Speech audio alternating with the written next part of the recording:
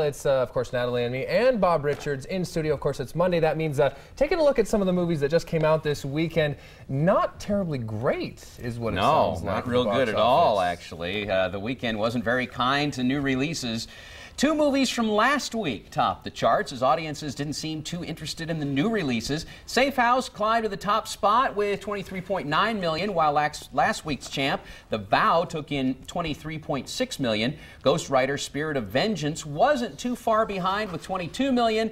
Journey to the Mysterious Island was fourth. This Means War was fifth with $17.5 million. And the week's other new release, The Secret World of Arrietty, was ninth with $6.3 million.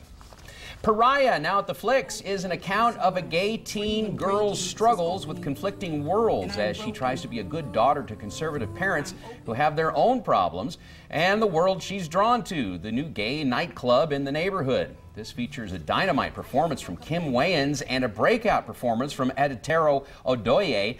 Genuinely moving, the ending got me. 4 stars out of 5. Ghost Rider Spirit of Vengeance is a reboot in that it ignores much of what happened in the first film, but Nicolas Cage is still present with his scenery chewing limited to just a couple of scenes. This isn't as over the top as I would have expected or liked, and is more comic booky than the first. This installment features good old-fashioned devil-worshipping and much better special effects, but it seems truncated, like a big section or two was cut out.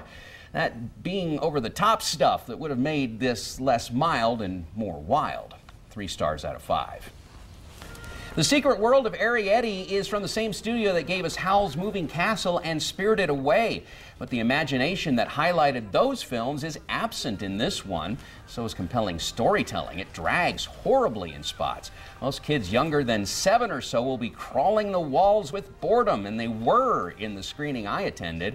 It looks great, but probably ought to stay a secret. 2.5 stars out of 5. There was quite a lot of This Means War that I despised. Even the ever-cute and perky Reese Witherspoon couldn't save this film from itself.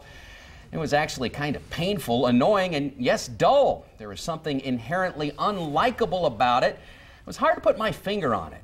It was like finally getting a date with the best-looking girl in school, only to find out she's obsessed with head cheese, smells vaguely like goat milk that is just turned, and has got terrible toenail fungus. Nice to look at, but actually unlikable.